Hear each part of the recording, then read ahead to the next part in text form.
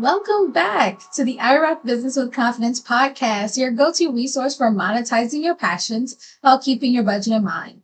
I'm your host, Cori Fonville Foster, transformational speaker, certified business coach, trainer, and CEO of IROC Marketable Business Solutions. In today's episode, we have an incredible guest joining us and one of my good friends. Please welcome Suzy Wraines, an entrepreneurial coach specializing in helping women transition from a medical career to starting their very own online business. With over 10 years of combined experience in the medical field, including both human and veterinary settings, Suzy understands the unique challenges and opportunities faced by women seeking to make this career transition. Having experienced her own journey of starting an online business after leaving the medical field, Suzy is passionate about sharing her knowledge to support women and prevent them from struggling as she did. Suzy works specifically with coaches and consultants, guiding them through writing a solid business plan as a foundation for their ventures. In today's episode, our topic of discussion is creating a business plan that you will actually use. Discover the essential elements of a practical and effective business plan that sets the stage for success. Suzy will share her insights and expertise, providing valuable guidance on how to develop a business plan that serves as a roadmap and a tool for decision-making throughout your entrepreneurial journey. All right. Hello, everyone. Welcome back to the podcast. I'm excited today because I have a good friend with me that's going to be talking to us on the pod today, Suzy Wraines. I'm calling her the queen of business planning. So hi, Suzy. How are you doing today? I'm so good, Cori. Thank you so much. And I love that. I'm embracing it because business planning, most people don't like it. I know. I've had so many conversations with different entrepreneurs about business planning, and I think they just don't get the importance and they don't realize like how they're supposed to use it. So we're going to talk a lot about that today. But before we deep dive, I want you to kind of reintroduce yourself. Tell us a little bit about how you got into the business planning field and what do you do with your clients? Awesome. Thanks so much. Yeah, I'm Suzy Wraines, and I work with women entrepreneurs who are leaving a medical career in order to start a business.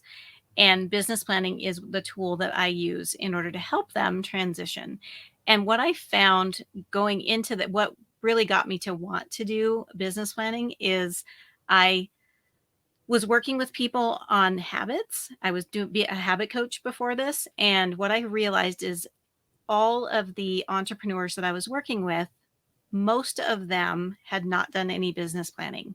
So it made it harder to actually dive into and get detailed around what their business habits were when they didn't have a plan. And so it sparked an idea. And I thought, you know what? There's a gap here. The traditional business plan, yes, it's big, it's ugly, it's scary, and it's not necessary for everything. And so when people say business plan, they automatically, it's a rejection. It's like, oh my goodness, that's too big, too much. I don't want to do all that work. And what I did when I started my business is I simplified it. There are parts of it that are very, very important and you should be doing. And there are other parts of it, depending on what your business is, you don't have to do. And so that's how my business actually turned into what it is today. That makes perfect sense. And if you haven't figured out what me and Suzy have in common yet, then keep listening. If you listen to the first episode of the podcast, I talked about my journey from leaving the medical field and then going into entrepreneurship. So we kind of have that spirit of she works with people who are doing just that. And I know that's her target audience, but as we've talked in other episodes, just because it's your target audience doesn't mean you won't help other people. So even if you weren't lucky enough to be leaving the medical field, but you're pivoting from somewhere else, I don't want you to think you can't work with Suzy because she is absolutely amazing. We've had several conversations already, and every time I speak to her, I even learn something new. So I definitely think, regardless of what background you are transitioning from, the information we're going to be talking about today is going to be for you. So let's talk about a business plan. Let's go ahead and get that elephant out the room. What is the point, right? What is the purpose of having a business plan? So I'm gonna do traditional versus simplified. The traditional business plan was established to prove to a financial institution or investors that you had a viable service or product that you could sell. And that proof was in pages and pages and pages and market research and numbers. And and interviews and just a lot of information. And because you're proving to get a loan, or you're proving for someone to give you money to start your business. Now, the simplified business plan, same concept without all the excess. So you're not actually going and asking for money, but you are proving that you have a viable idea. You're still going through the steps of, what am I selling? How am I selling it? Is it going to sell? Are people going to want it? How much do I need to sell to get the money I want? And what are my customer clients experience? How is that going to flow? How are we going to structure the business so that it can continue to grow? So the importance of a plan, business plan, is to prove that you have a viable product or service. I work with service-based businesses only, but proving it to yourself is as big as taking it and showing it to somebody. And I like to tell people, you want to know that what you're doing works. So let's do a plan. Let's prove that, and let's do all of the work around it. And it can be simplified. You don't have to do as much of the work that maybe a banking institution or investors would want to see. But you do need to still do it to understand that what you have is viable. I love that, because I think people think of that traditional business plan and feel like, well, I can't do that. Like, I don't even know how to put it together. And then they don't try, versus realizing there is a more simple way to do it that still gives you, as the entrepreneur, enough information to make educated decisions about what you're going to do moving forward. So, speaking of kind of having the information, what types of information, since we know you don't have to put on, like, all of the financial craziness that they want for investors, what are just some of the parts of this simplified business plan? I love that you asked this question, because when I wrote a workbook, and it's available, specifically outlining the key things that you need. And it's 6 sections of the business plan. You have to have a business concept. So what is it that you want to sell? And you need to have a mission and vision. So it walks through, and I walk through with my clients for this too.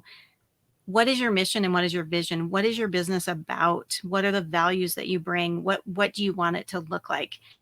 And part of the vision and mission, I have you write out, in a perfect world, waving a magic wand, what do you want your business to look like? So let's put on our dream and think about it and really get excited about what that looks like. The next section is marketing. And you know a lot about this, Cori. Marketing at a very high level. So it's like, who do you want to sell to? What are their pain points? How do you want to reach them? What is it that you're offering? What price point are you doing that at, so that you know what market is in that price point? Then there's the next section is operations. So what is your client experience? How do you get them from purchase to delivery? And what is that like for them? And also, how do you run your back office? So that's all under operations. And then there's management team, which is, how do you hire help? Who do you want to help you? And how do you want to structure that? Are you wanting to grow and hire staff? Are you wanting to hire contractors? And what areas of your business are you going to need that help? So it gives you the opportunity to think through those. And the last thing is the financial piece. And it's a basic financial plan. What is the money you need to start your business? So the startup costs. And then what do you need to keep it running? And how much money do you need for you to keep it running? And I teach a profit first method by Mike Michalowicz, because it allows the new entrepreneur to be seeing profits up front when they very first start out. And then it's just a summary of all those things together.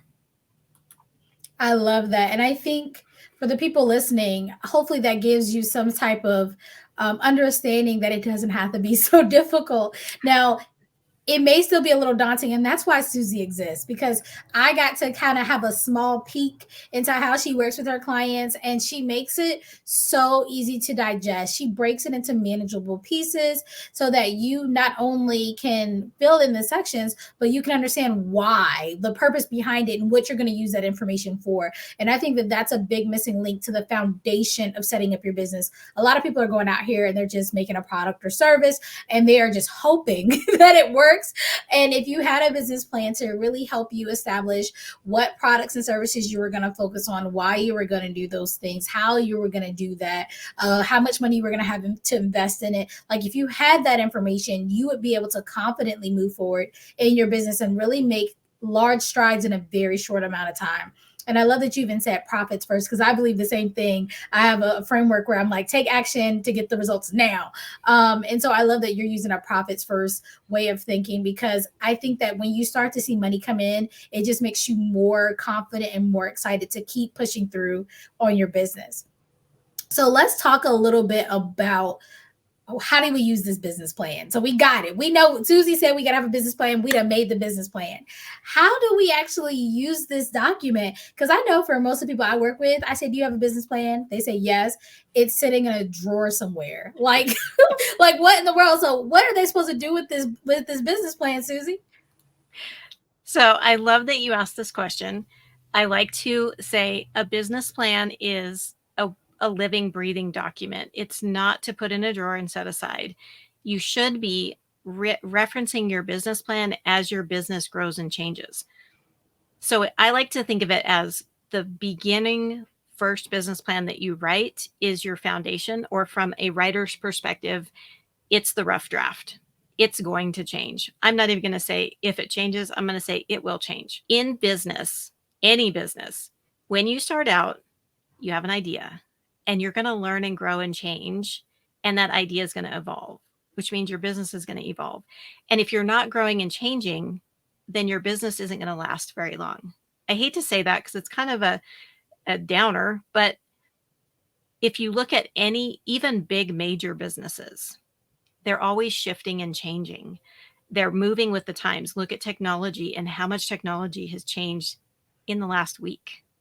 Your business is going to change, hands down, and you're going to improve. I like to tell it's a positive because you're changing and growing in the positive direction, because the more you do, the more you learn, the better you get, the more you streamline things, you get better at things, you can offer more pricing, you may learn that you want to do another service. The change is endless. So when you do a business plan, it's very important that you create it in a way that you can update it. Make sure you make it in a document that you go back and reference again. Put it on your calendar. Review business plan every quarter. It's like if you talk to any major corporation, I'm just going to throw Amazon out there because everybody knows who they are. Quarterly, they're reviewing. They're reviewing their stuff quarterly. And I know that their accounting people are looking at things daily, weekly, monthly, but they are looking at the overall planning and goal setting and budgeting and all of that stuff at least quarterly with the higher up people. So thinking about it that way and saying, yeah, I may be one person working in my business, but it's just as important for you to review your plans every quarter as it is Amazon CEOs. I love that. And so if we, because first of all, I know some people are like, oh, let me pull it out the cupboard because I haven't seen it since the start of my business. But I love that you said to review it at least quarterly. And I always tell my clients, whenever you have to make any decisions in business, look at it, because then you know, is it going with what I said I was going to do? Because sometimes we get kind of sidetracked by the next flashy thing. Oh, I want to buy this software or invest in this program. It's like, but is that with the plan that you set? And if it's not, it's okay. We can adjust it, but make sure that you're not just out here willy-nilly buying up things and throwing your money here and there, because then the end of the year will come and you're like, what happened to my money? What happened Yeah. to it?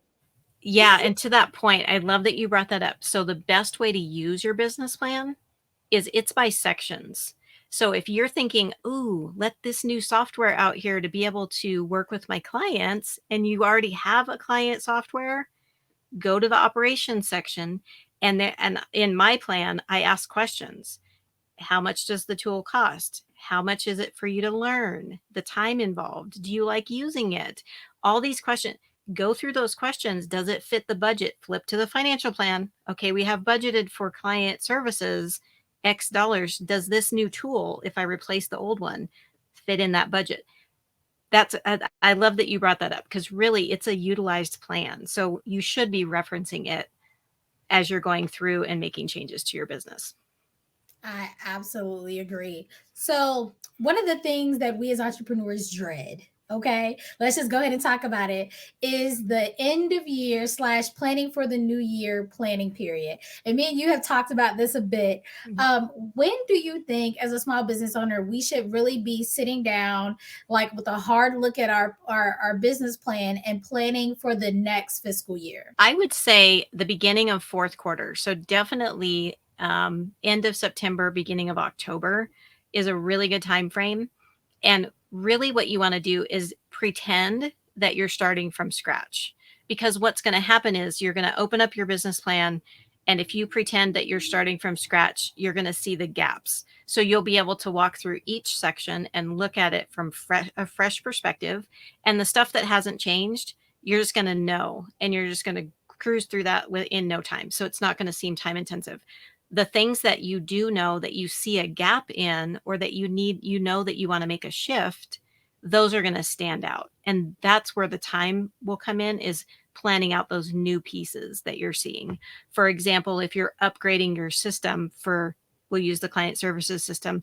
For example, if you know you want to upgrade that in the new year, you're going to spend more time on that section of operations and walk through that process. Okay, how's this going to affect our clients? What's their experience going to be like? And go through that just like it was brand new. But you don't necessarily have to go through your entire operations for your back office. So I would say give yourself a good 3 or 4 months before the new year.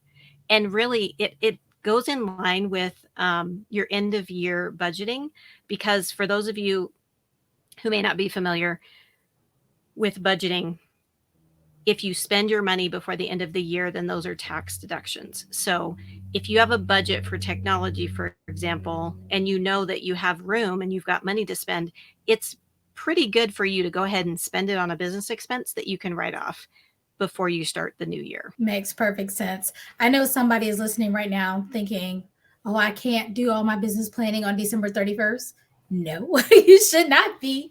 No. You should not be. Some people are waiting to the new year. I tell people all the time, they're like, I'm going to get a coach in the new year and I'm going to do this in the new year. It's like, if you wait to January 1st to start, you are already behind, because most business owners plan, like you said, kind of like a quarter ahead, if not 6 months ahead, on what they're going to be doing. And so you really need to be ahead of the game. So I love that you said at the beginning of the fourth quarter, and that keeps you ahead and you're not trying to find time and figure things out as you go. I think the common thread of all the things we're talking about is kind of relieving our stress, right, around this entrepreneurship thing. Because again, the more you know, the better you can make decisions. The more time you give yourself, the easier the process is going to be. And then you tack on an expert like Suzy to come and walk you through the process, then you can do it with ease. And I think that that's something we need to think about, because a lot of people are like, well, I can do it myself. You could. However, how long is it going to take you? How effective are you going to be with it? I've talked to Suzy. I know that she doesn't just leave people hanging, which is what I like. Because I'm like, okay, if I work with somebody to make a business plan or any document, cool. But if they don't kind of help me and stay with me through the process, then I may not be disciplined enough to stay with it. But Suzy's program is really cool because she checks in with you. And I think that a lot of you, I'm just going to call you out, need that accountability. Because I know for me, my first year of business, I spent it all. I was flat even. I had spent everything I made. Didn't know how I was going to pay myself, and it was a mess. I didn't know my numbers at all. It was crazy. My tax lady was like, what is this? What is happening? But if I would have had somebody like Suzy, especially early on, I would have had somebody to tap me on the shoulder quarterly at least and be like, hey, darling, what are you doing? And the cool thing is she's really accessible, because if I did have something in between, a question in between the quarterly, then she still would be there to reach out to. And I'm not trying to sell you a bunch of goods or whatever, but I know what she does works, because I see clients who come to me, I'm telling you, with this old document that was in a folder somewhere in the bottom of a drawer, and they're ready to market, and they don't have the foundation. And so when I ask them certain questions, they don't have the answers. They haven't been utilizing that business plan. So I don't want you to think that this is any less important of something that you need as an entrepreneur than any other part. This is one of the most important things you need, especially when you start. And if you've already started your business, but you've skipped this step, I've done that too. If you skip this step, then definitely stop now and write that business plan. You don't have to wait to the end of the year to work with Suzy or anybody who does business planning, or even if you are going to do it yourself, you don't have to wait to the new year. I don't care what month it is, start now and then let this guide you through the rest of the year. So let's talk a little bit about some common things you see, because you've been around the block, you've seen people, and you've already admitted, I've admitted, we've made the mistakes. So can you tell us a few of the common mistakes you see people do when they're crafting their business plan or when they're utilizing it? So I'm going to be totally transparent, because I'm that way with my podcast listeners and with my clients, and anybody that knows me knows that one of the main reasons that I created this business is because I tried to start businesses without a plan. And I know better. I have a business degree. I know how to write a business plan, and I didn't do it. So we all make mistakes, and that is totally okay. And that is part of being an entrepreneur. It's trying things and seeing what works and what doesn't work, keeping what works, getting rid of what doesn't work. The common things that I see when people start out, they have 3, 4, 5. Okay, I'm going to stop at 5 ideas of what they want to do. And I know Cori can relate to this. They have so many great ideas. And oh my gosh, they are all amazing. All of your ideas are amazing. Don't ever think any of them are bad or not going to work or whatever. One of the main things that I do at the very beginning with people is I help them prioritize those ideas and really focus on one. When you start a business plan, write it for one thing. You can repeat the process for anything else that you do. That's easy. But focus on one thing and really, really focus on that. Figure out, and I walk people through a process. I have actually have a tool on my website. It's free. It's an idea generator, and it's let's figure out what service you want to provide and really dial into it. So that's mistake number 1, too many ideas. And then they're trying to incorporate all those ideas into the plan as they're working, and it's messy, and then it's really hard to follow, and then they get confused. Again, that's where I come in and help guide them. Okay, we're going to go back to idea number 1. We're not going to think about all these other ideas. And so that's one of the main ones. And then the other one is, I'm going to say it, and I know that it's a struggle and it's hard for a lot of people, but I see it all the time. Numbers. You have to pay attention to your numbers for everything, not just money, but numbers. And Cori, I know you can relate to this. Working in marketing, you're tracking your leads, you're tracking sales, you're tracking numbers. It's all numbers. So just so that people listening can understand where I come from, I was in a corporate background before my medical background, and my whole job was sales forecasting and budgeting. I can help. I can simplify them. I can make them very easy. The last client I had, that was the one thing she said was the most helpful to her, was working through the spreadsheet that I work with people on to identify her numbers, to know what she should be looking at, and only looking at the numbers that make a difference, so that you don't have to get crazy and scared and be like, there's too many, it's too much. Let's simplify it. Okay, look at this, this, and this. That's all you got to look at every month, every week, however often you're looking at them. So I would say those are the 2 main ones, is focusing in on one service offer and managing your numbers.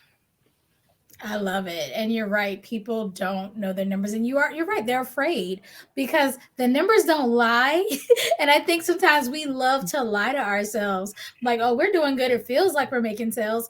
It feels like we're making progress. The feelings are what are driving us. But unfortunately, the numbers are still existing. And sometimes those feelings, they only last for so long, because eventually you need to pay yourself. Your team needs to be paid. You want to buy that new fancy software, and then you go to your bank account and see that there is no money there. So you want to be honest, and the numbers will help you stay true to the facts of your business. And I promise you, it may seem scary now, but it's going to be great when you can see and be able to better project what's coming next, because you do want a business in which you can project very well to what you know you're going to see. Like, I have people that are like, okay, this is how much I'm making this month based on the results of what we did last quarter. I can pretty confidently say this is where we're going to be next quarter. And you want that confidence around your business. And I get that it may feel like that's a very long ways away now, but I promise you, when you start to put these foundational pieces in place, you're basically building a house, and this is the foundation. And if you've ever bought a foundation that isn't really sturdy, what is that? the story with the pig and the, what is it, the big bad wolf, and he's blowing the pigs' houses and stuff. And it's like, yeah, the good foundation, the one made of bricks, that house, it lasted. You guys right now got straw houses, look, straw huts. You got houses made of twigs, and it's because you don't have a strong foundation. And it's never too late to start and rebuild. So again, don't wait till the new year. Don't wait till, your next quarterly review. Like, if you're sitting here listening right now, it's not by happenstance. It's because you probably need to go ahead and crack down and get that business plan written. So thank you so much, Suzy, for giving us all that amazing information. She did mention her podcast, so I do want you to have a moment to kind of tell them a little bit about your amazing podcast. And also, if they want to connect with you, how can they do so? Thanks so much, Cori. I just want to touch on one thing that you said, and that is, it's not too late to start. So if you're listening right now and you're like, I didn't do a plan and I've been in business for 2 years.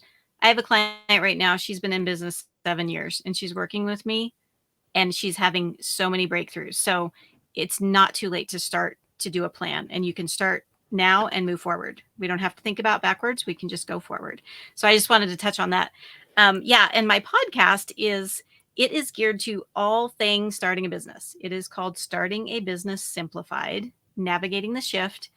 And it is talking to the medical audience that I talked about, that I target. But again, like what Cori said at the beginning, I will not turn anybody away.